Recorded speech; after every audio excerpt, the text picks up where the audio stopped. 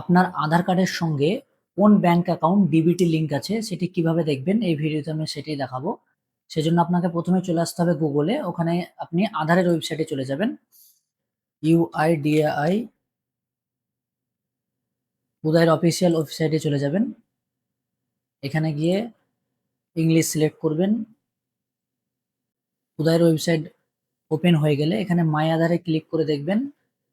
যে কোনো একটা চলে যাবেন। আমি ডাউনলোড আধারে ক্লিক করলাম। এখান থেকে ড্যাশবোর্ডে ক্লিক করে লগ ইনে ক্লিক করবেন।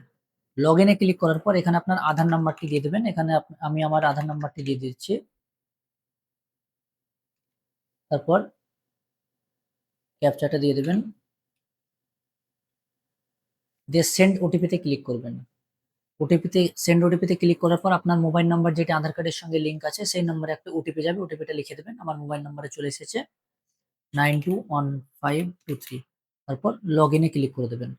লগ ইনে ক্লিক করার পর একটু নিচে দেখতে পাবেন ব্যাংক সিডিং স্ট্যাটাস। এখানে ক্লিক করলেই আপনি দেখতে পাবেন আধার নাম্বারের সঙ্গে আমার bank name state bank of India active আছে, সিডিং আছে। যদি আপনার একাধিক অ্যাকাউন্ট থাকে, আপনি যদি মনে করেন যে আমার এখন বর্তমানে স্টেট আছে, আমি সেটা বাদ দিয়ে অন্য ব্যাংকের সঙ্গে ডিবিটি লিংক করতে চাই, সেটিও করতে পারবেন। আমার বর্তমানে state bank of India DBT link করা আছে। তো আমি যদি এটি পরিবর্তন করতে চাই বা কারো যদি অ্যাক্টিভ না থাকে, ডিবিটি লিংকই করা না থাকে, তাহলে কিভাবে করবেন সেটি আমি এই ভিডিওতে দেখাতাম। কিন্তু বর্তমানে ডিবিটি লিংক যে ওয়েবসাইটের মাধ্যমে করে সেটির লিংক নেই, সেখানে সাইটটি খুলছে না, ওদের সার্ভারের সমস্যা আছে। সেজন্য আমি নেক্সট কোনো ভিডিওতে কিভাবে লিংকটা করবেন বা লিংক করা থাকলে কিভাবে চেঞ্জ করে অন্য ব্যাংকে করবেন সেটা দেখাবো।